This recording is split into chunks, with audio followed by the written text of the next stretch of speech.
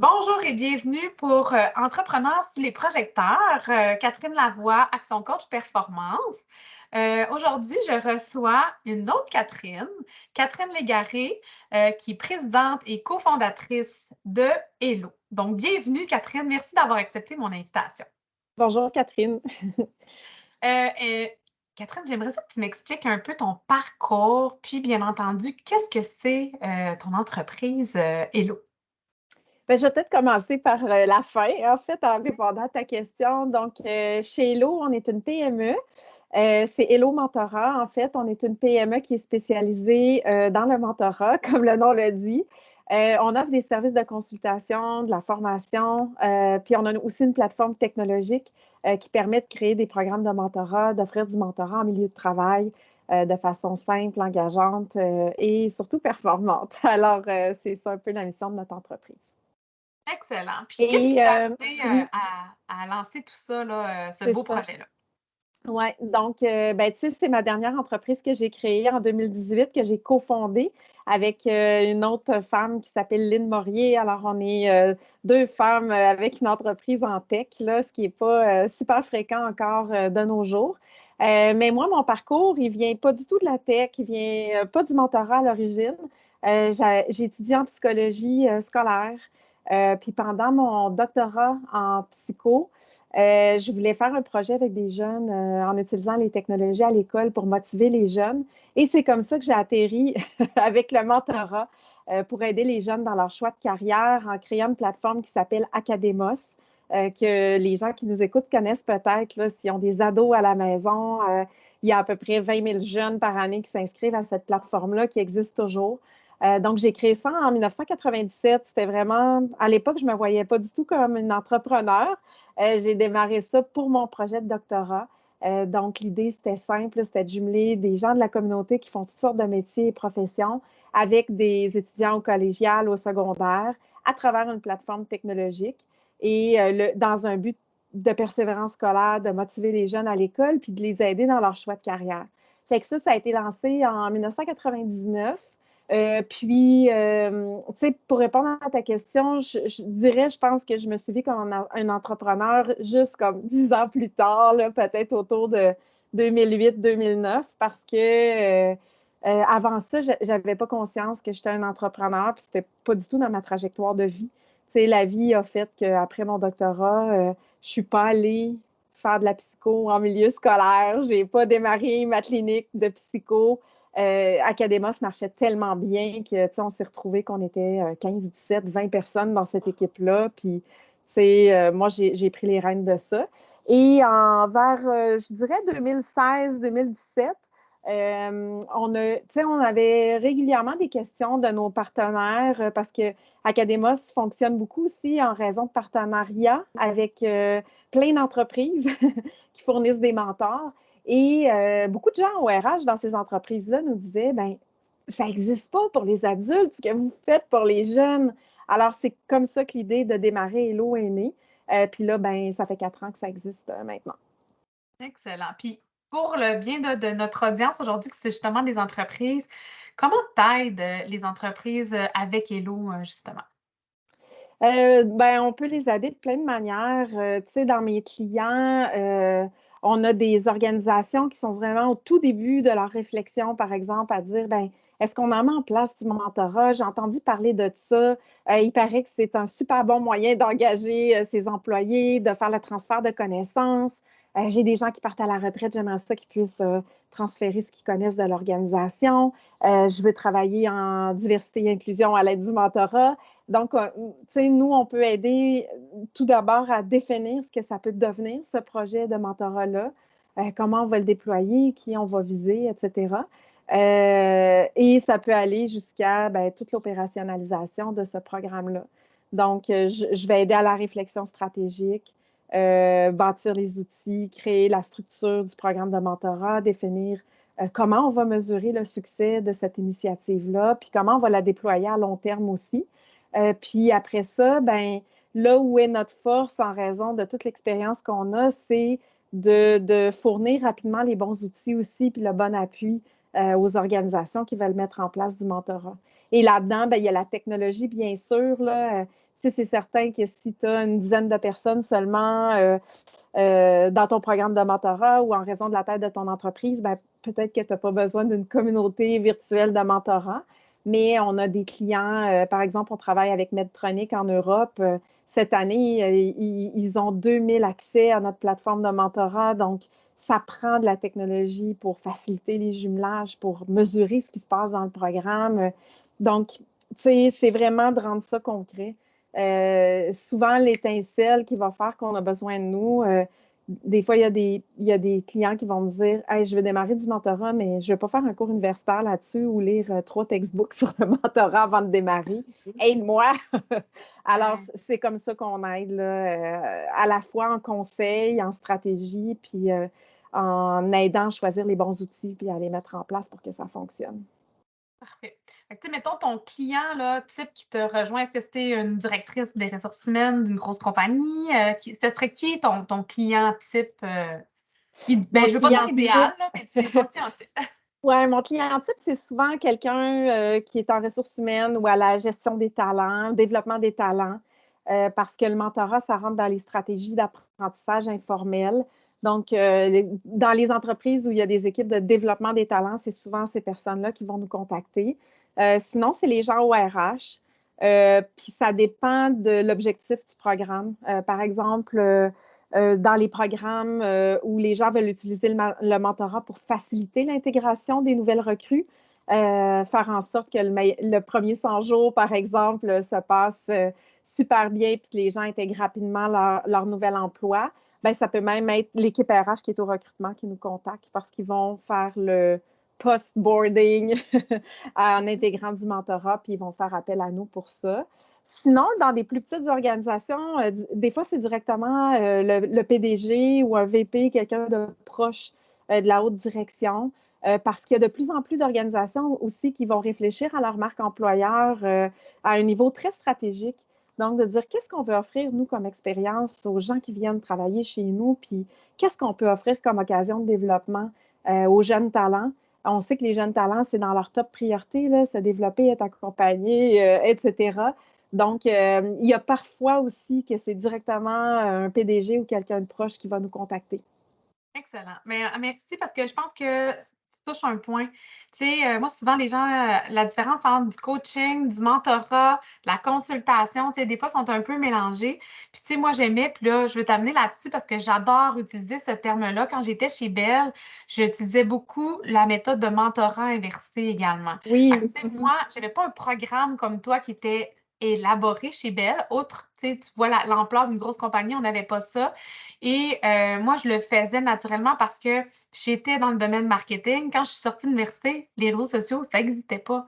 Fait que je voulais avoir des jeunes qui sont à la fine pointe des connaissances, mais aussi qu'il y ait des seniors qui, eux, aient de l'expérience et qui sont un peu tôt, un peu des fois, ils ont le syndrome un peu d'être dépassé. Fait que de trouver une façon que le jeune puisse contribuer à la personne de plus d'expérience. Fait que peux-tu m'en parler un petit peu plus? Toi, comment tu vois ça, cette formule-là de mentorat inversé? Je trouve que c'est un beau sujet pour la rétention, justement.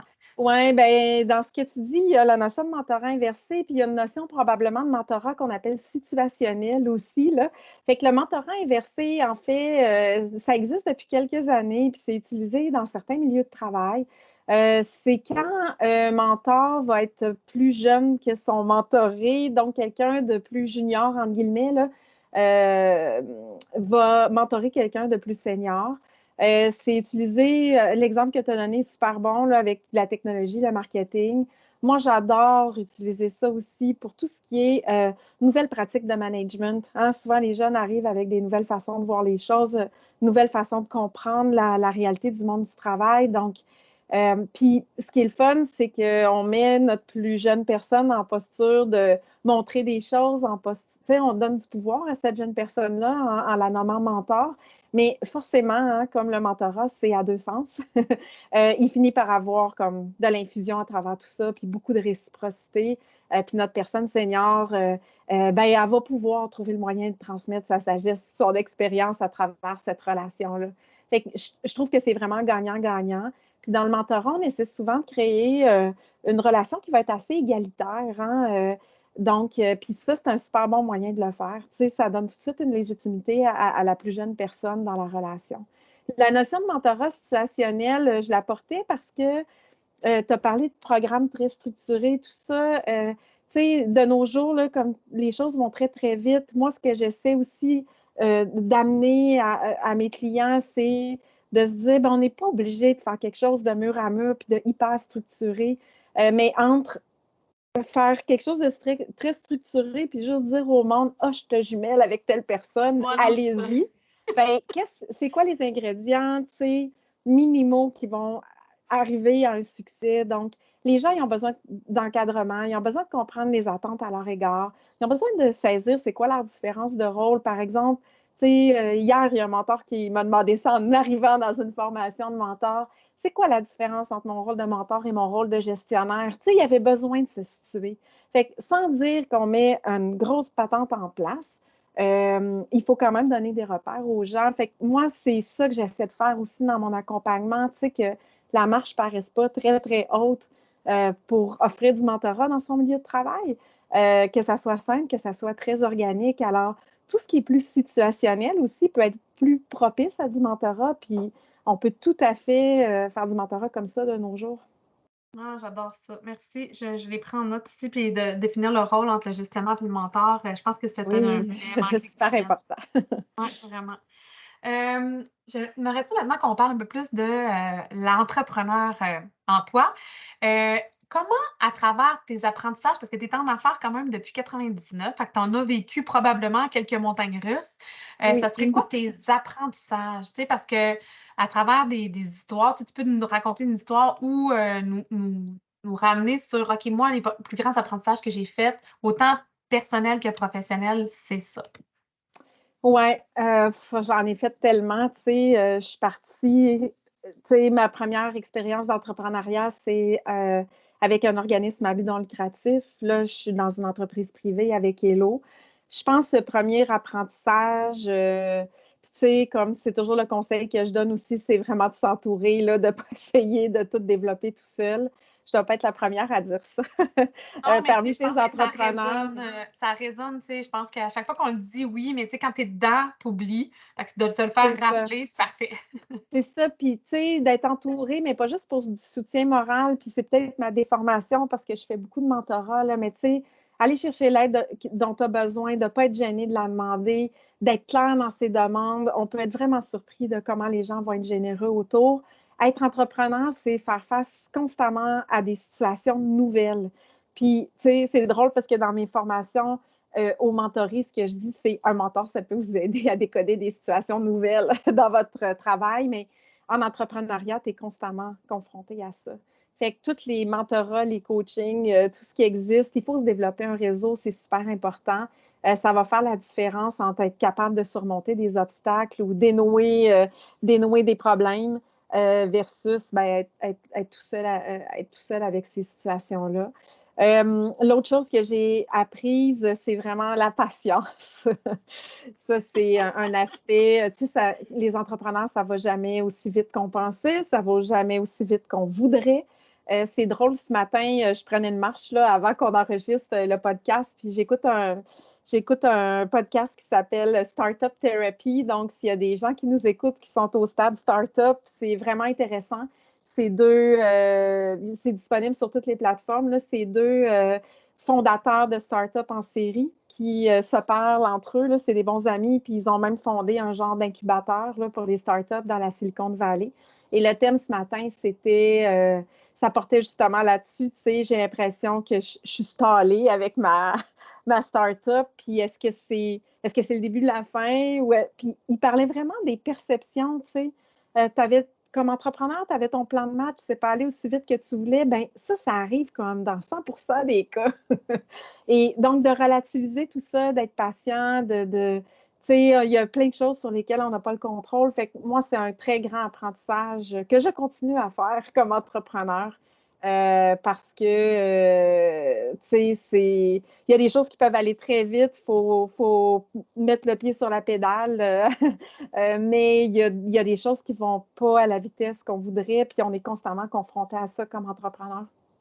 Ouais, merci, tu me parles, ça me parle aujourd'hui beaucoup. Fait que tu sais, Euh, je le prends, puis je vais peut-être aller écouter ton petit podcast. Fait que merci parce que moi, la patience, c'est pas ma plus grande qualité non plus. Fait que Ben, merci, c'est souvent pas la ouais. qualité des entrepreneurs, hein. Ce qui fait qu'on est entrepreneur, c'est qu'on veut développer des choses. On a de la détermination, de la drive, de la volonté. Et ben, la vie nous confronte à des choses qui vont moins vite qu'on voudrait, à des formulaires de plus à remplir pour le gouvernement ou peu importe. Alors, la patience, ben, il faut apprendre à l'apprivoiser. Tout à fait, tout à fait. Merci, de ce beau, beau rappel-là, d'être patient. Quand on avance, aussi dans une business, on a besoin de s'inspirer. Il y a des moments que, tu sais, on a besoin de se reconnecter avec de l'information. Toi, comment tu t'inspires? Tu restes, connecté et inspiré? Plein de moyens, là, un peu partout. Je viens juste de dire que j'écoute des podcasts. J'en écoute vraiment tout plein. Là. Je prends des marches puis j'écoute des podcasts pendant mes marches. Mmh. Fait que ça, je trouve que c'est un moyen, soit de me reconnecter ou quand tu es dans une start-up, tu es un chef d'orchestre, hein, puis il faut que tu sois capable de faire un paquet de choses. Donc, je suis devenue semi-experte en marketing numérique en écoutant des podcasts. Je suis devenue semi-experte en RH en écoutant des podcasts. Alors ça, c'est un super bon moyen. Mais des fois, tu sais, pour ce qui est plus créatif, mettons, tu sais, c'est partout. C'est d'aller voir un concert de musique, une exposition d'art, d'aller marcher dans la forêt. Je trouve que c'est là. Mais j'ai une personnalité ou un profil intellectuel avec une pensée divergente, là.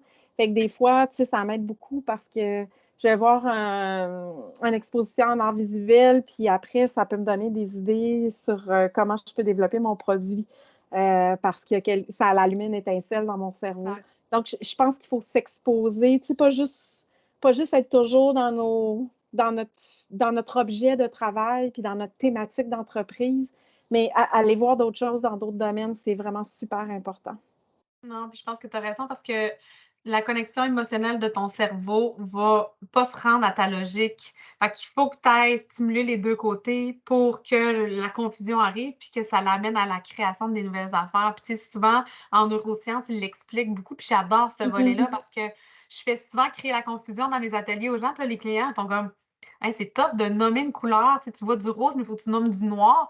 Mais je dis: «Tu viens de créer la confusion dans ton cerveau, mais là, on vient de mettre la meilleure condition pour que tu apprennes parce que tu viens de stimuler la logique puis l'émotionnel et Ouais. là, ça va donner un mélange. Fait que ce que tu dis tantôt, d'aller voir des arts, ça stimule ton cerveau émotionnel qui vient donner du vue à à ta logique puis t'amener à créer des nouveaux morceaux. Fait que je pense que c'est un exemple, tu sais, réel de comment que ça se transpose dans ton entreprise. Donc, merci pour cet exemple-là.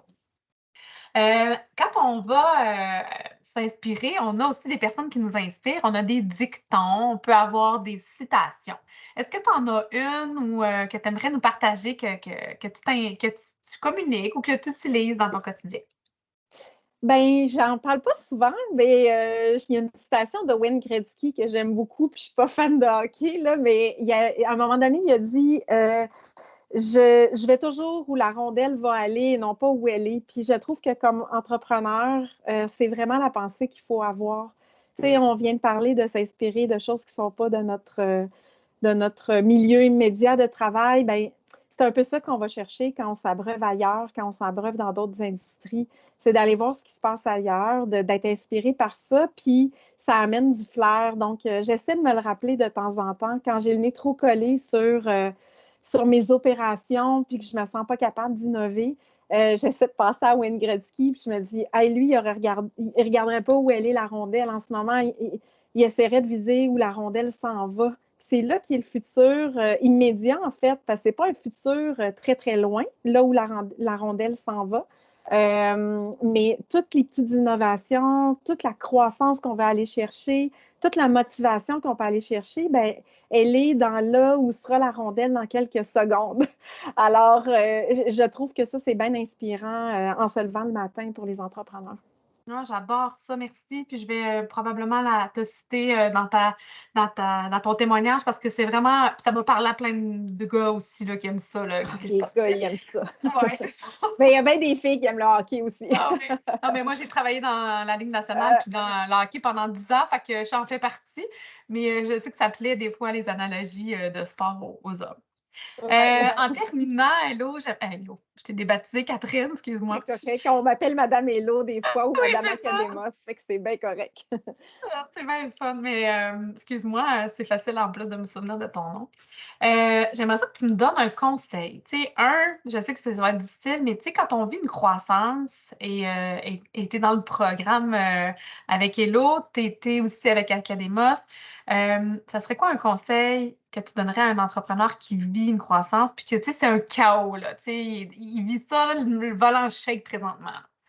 Ouais, je dirais premièrement de s'occuper de lui-même ou d'elle-même, ce qu'on fait pas souvent dans ce temps-là. Bien manger, bien dormir, pas oublier de faire du sport, de s'occuper de notre entourage, parce que c'est super important.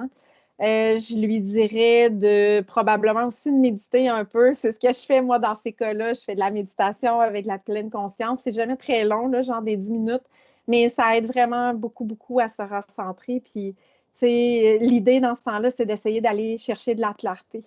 Quand je vais chercher, moi, de la clarté comme ça, j'arrive en général à me faire une liste de choses sur lesquelles je peux avoir du contrôle, puis que je peux vraiment avancer.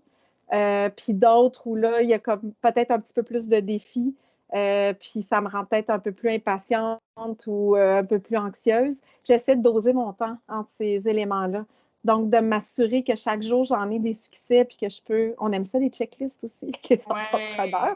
Donc, que je peux en cocher des choses, puis que de l'autre côté, je ne perds jamais de vue ce que j'essaie d'accomplir avec mon entreprise, tu sais, ma vision, ma mission, que les résultats ne sont pas toujours immédiats. Puis dans le chaos, ben, c'est souvent ce qu'on oublie. Tu sais, on va se concentrer juste sur les urgences, mais ce qui va faire le succès à long terme de notre entreprise, c'est l'autre morceau. Alors, Ouais. c'est peut-être ce que je dirais là, pour aider les gens à aller chercher de la clarté puis à se recentrer. Ah, j'adore ça, merci, c'est un beau conseil. Puis, tu sais, de doser le temps, j'adore ça. J'ai une de mes clientes ici qui fait ça maintenant depuis, une session, puis elle me dit, «À la fin de la journée, dans mon cahier, j'écris ce que j'ai accompli». Elle dit: «Ma to-do, il y en est partout, j'ai des tableaux, mais elle dit: "J'écris jamais ce que j'ai fait"». Tu sais, là, comme tu dis, Mhm, là, j'ai coché mhm, la liste. Fait que je pense mhm. que ton conseil est vraiment opportun, Ouais, puis de prendre ce temps-là, de se donner la petite tape, tu sais, dans le dos de: «Hey, tu as fait ça aujourd'hui». Tu sais, vois juste pas qu'est-ce fais pas juste voir ce qui reste à faire, c'est ça. prends conscience de ce que tu as accompli déjà. Fait Ben, que ce qu'on accomplit, puis des fois, il y a des journées où on n'arrive pas à accomplir quelque chose, alors on peut se demander ce qu'on a appris dans notre journée aussi. Comme entrepreneur, là, des fois, on veut accomplir, accomplir, accomplir, progresser, progresser, mais c'est quoi mon principal apprentissage dans ma journée? Ça, c'est une autre chose qui peut être bien fun à constater pour mesurer nos progrès, puis qu'on oublie. non, j'adore. Faudrait que je le fasse moi-même, d'ailleurs. Ouais, ben, c'est ça, des fois, mais Je le sache fais que je pas fais tout de le la même temps, mon conseil. non, mais moi aussi, coordonner ma chaussée, des fois, quand je répète des choses, tu sais, dire: «OK, il faut que je vais me l'appliquer moi aussi». Mais, C'est mon ça. principal apprentissage de la journée, j'adore. OK, excellent. Fait que moi, ça va être Je fais mon ça avec takeaway mon aussi. fils. Je fais ça, moi, avec mon fils le Ouais, soir. Tu sais, qu'est-ce que tu as aimé de ta journée? Qu'est-ce que tu as appris aujourd'hui? Puis de quoi tu es fier dans ta journée? ouais. Puis, à un moment donné, je me suis rendu compte que je le faisais même pas avec moi-même. Fait que dans le chaos, là, souvent, c'est dur. C'est drainant. Euh, les affaires ne marchent pas. Mmh. Donc, de prendre cette petite minute à la fin de la journée, ça compense pas tout, mais ça Mais peut ça faire du travaille sur bien. l'estime, ouais. Puis tu sais, je pense que c'est un exercice souvent qu'on fait pour l'estime puis la confiance en soi. Puis tu sais, je pense que c'est un bon point de le ramener dans notre rituel journalier. Fait que bon Mhm. truc, je vais te citer dans mes prochains ateliers, dire j'ai eu un beau conseil d'une mentor de la compagnie Hello Mentorat. Donc, C'est mon côté psy qui ressort, je oui, pense. c'est ça, je pense que oui. Euh, Merci vraiment, Catherine. On s'en va vers la fin de l'entrevue. Je suis vraiment très heureuse que tu aies accepté mon invitation. C'était rafraîchissant aussi comme conseil. On est ailleurs, tu sais, on voit vraiment que tu es dans un autre domaine aussi qui fait que tes conseils vont être vont être différents. Puis, tu sais, ta citation, elle m'a vraiment plu aussi. Donc, merci de ton temps. Je vais inviter les gens aussi à aller consulter ta plateforme, entrer en relation avec toi. Est-ce que tu veux nous donner ton site web pour qu'on puisse aller fouiller un peu sur Hello Mentorat? Oui, donc c'est facile, hellomentorat.com. On est sur LinkedIn aussi, très, très actif. On publie régulièrement des articles de blog sur le mentorat, sur comment mettre en place du mentorat dans votre entreprise. On reçoit beaucoup de commentaires comme quoi c'est vraiment utile, puis ça aide à comprendre. Fait que n'hésitez pas à vous abonner à notre page sur LinkedIn aussi. Excellent. Donc, Merci de cette merci. occasion, Catherine. C'était vraiment agréable. C'était un grand plaisir. Fait qu'on se dit à bientôt, puis j'invite les gens à partager le tout via les plateformes quand ils vont voir ton vidéo. Ça marche. Bye Merci. bye.